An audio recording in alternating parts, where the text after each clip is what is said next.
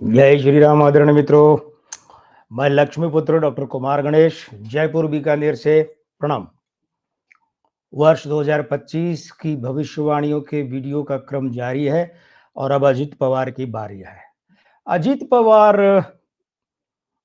संभवतः भारतीय राजनीति नहीं तो कम से कम महाराष्ट्र की राजनीति का तो सबसे बड़ा अजूबा नाम है कि जो छठी बार उप मुख्यमंत्री बने हैं। गजब की बात है। तो अजित पवार आप सभी को पता है कि संबंधों के हिसाब से देखा जाए तो शरद पवार के सगे भतीजे हैं, लेकिन पार्टी तोड़ी तो निर्वाचन आयोग ने अपनी सुनवाइयों में अजित पवार की पार्टी कोई असली वाली एनसीपी बता दी क्या बल्कि अधिकार भी दे दिया उसे। तो 22 जुलाई 1959 का जन्म है। देवेंद्र फडणवीस वाले वीडियो में आपको हमने बताया था कि उनका भी जन्म 22 जुलाई को, बस उनका जन्म जो है वो 70-71 का था शायद, 70 का, और इनका 59 का, अजित पवार का। मूलांक 4 भाग्यांक 8 है। ये बड़ी विस्फोटक है भाई। ऐसे आदमी अनप्रिडिक्टेबल होते हैं, हाँ, अकथनीय भविष्य वाले होते हैं। क्योंकि ये जो 4 और 8 की युति है ये प्रेत युति होती है और 4 माइनस की होती है, बड़ी खतरनाक युति होती है। ऐसे लोगों का जीवन कभी सीधी रेखा में चलता ही नहीं है। न राजनीतिक जीवन चलता है, न निजी जीवन चलता है, न दाम्पत्य चलता है, न सांसारिक जीवन चलता है, और वित्तीय मामलों में तो भूल ही जाओ। धन संबंधी मामले में तो ऐसे आदमी एक उस बहुत बड़े तांत्रिक की तरह है जो जिसके जलवे कुछ और ही थे। उस तांत्रिक का नाम यहाँ लेना चाहिए नहीं लेना चाहिए पता नहीं, नहीं ही लेते हैं। जो इस देश के एक प्रधानमंत्री के गुरु हुआ करते थे और क्या जलवे थे उनके, और बाद में उनके प्रधानमंत्री चेले को भी कोर्ट में आना पड़ा और उन्हें तो सजाएं भी हुई। बहुत बड़े तांत्रिक थे, चर्चित तांत्रिक। तो होता है क्या है कि वो जो युतियां होती है ना, बहुत उठापटक, उनके यहाँ उनसे हमारा संवाद हुआ है 21 मार्च 2005 को, जब उन्होंने हमें बुलाया हमारे एक मित्र के सौजन्य से अपने भविष्य के लिए बात करने को। हम 8 घंटे उनके आश्रम में थे। तो अगले दिन मंगलवार था और उस दिन सोमवार था। तो वो जो तांत्रिक थे उनके लिए कहना सब जानते थे और कहा जाता था कि वो धन चाहते थे बस। धन की प्राप्ति का स्रोत जो है वो अच्छा है कि बुरा उन्हें कोई मतलब नहीं है, धन का स्वागत है। तो धन के मामले में उनका बड़ा अद्भुत मामला था और अजित पवार का भी बड़ा अद्भुत मामला है। कुछ नहीं कहा जा सकता। मूलांक 4 भाग्यांक 8 ये बता रहे हैं। आयु अंक 66वें वर्ष के कारण से 3 है 21 जुलाई तक, और उसके बाद में हो जाएगा 67वें वर्ष के कारण 4, और उस 4 के कारण से जो मूलांक 4 और भाग्यांक 8 की प्रेत युति है ये दुगुनी हो जाती है। मतलब एक तो करेला और ऊपर से नीम चढ़ा, पहले से ही कड़वा, फिर इसका कड़वापन बढ़ गया। नामांक 7 है, मासांक 7 है, वर्षांक 6 है, चलित का अंक 1 और 4 है, और चलित दिन अंक वो है 5।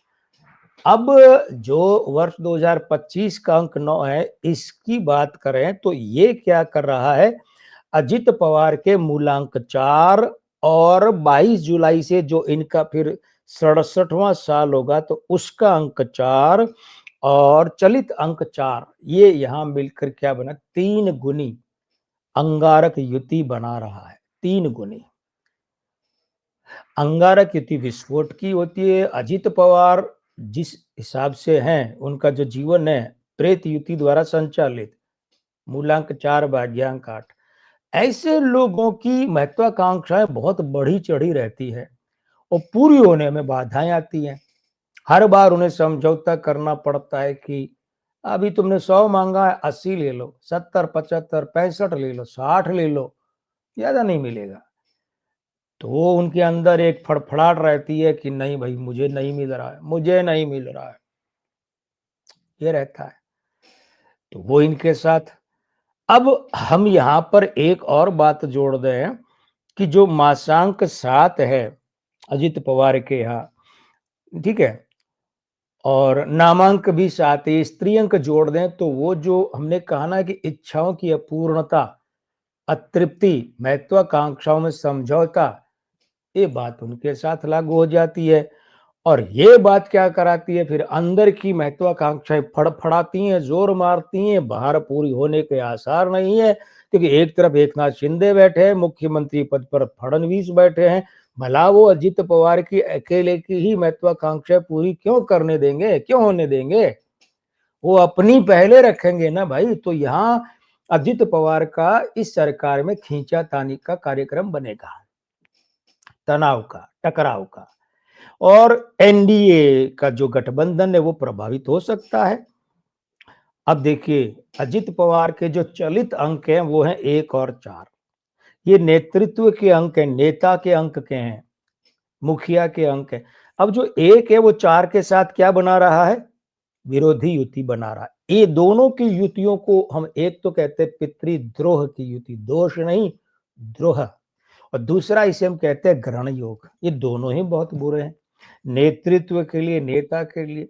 अब अजित पवार अपनी पार्टी के नेता हैं, गठबंधन के नेता कौन है? फडणवीस। ठीक है। ये जो 1 और 4 का दोष है, ये फडणवीस के साथ यानी कि मुख्यमंत्री के साथ टकराहट पैदा करता है। अजित पवार, इनकी पार्टी के मंत्री, इनकी पार्टी के एमएलए, एमएलसी और दूसरे नेता ये शिकायत कर सकते हैं। ऐसा हमें सुनाई देखने आ सकता है, पढ़ने में आ सकता है कि ये कहेंगे हमारी गठबंधन की सरकार है, हमारे काम नहीं हो रहे, हमें ये नहीं मिल रहा, हमें वो नहीं मिल रहा, हमें काम करने की छूट नहीं मिल रही है, प्रशासन हमारा सहयोग नहीं कर रहा है, हम खफा हैं इस गठबंधन सरकार से। ऐसा तो ये नाराज होकर क्या कर, चूंकि इनके वाले अंक की काफी कुछ तो फडणवीस के यहाँ है, और इनके वाले अंकों के बुरे जो प्रतिपक्षी अंक है वो शिंदे के, एकनाथ शिंदे के यहाँ है। तो टकराहट बढ़ सकती है, और इस टकराहट में ये सरकार छोड़कर बाहर भी आ सकते हैं।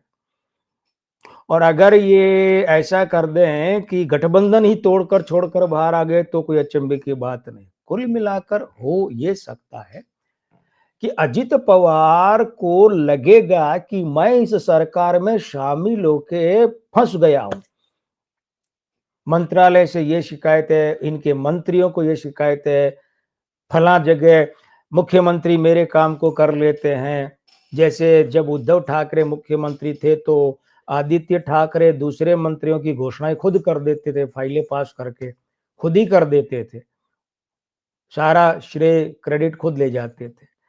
तो इन कारणों से, अच्छा एक बात और है, चूंकि यहाँ पर अंक 9 जो है वो मूलांक 4 और चलित अंक 4 और 67वें वर्ष के अंक 4 के साथ यानी अंगारक युति में है, और भाग्यांक 8 4 के साथ प्रेत युति में है, और 9 के साथ विवाद में, अदालती विवाद में, कानूनी मामलों में विपरीत।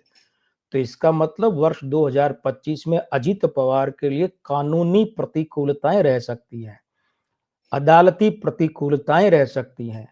ये दोनों मामले इनके विरोध में जा सकते हैं, और धन शोधन के मामले, वित्तीय और आर्थिक भ्रष्टाचार कदाचार के मामले भी इनके खुल सकते हैं, बन सकते हैं, फिर उठ सकते हैं। कुल मिलाकर इन मामलों में अजित पवार को बड़ी परेशानी झेलनी पड़ सकती है वर्ष 2025 में।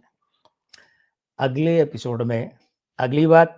फिलहाल मैं लक्ष्मीपुत्र डॉक्टर कुमार गणेश, जयपुर बीकानेर से, प्रणाम।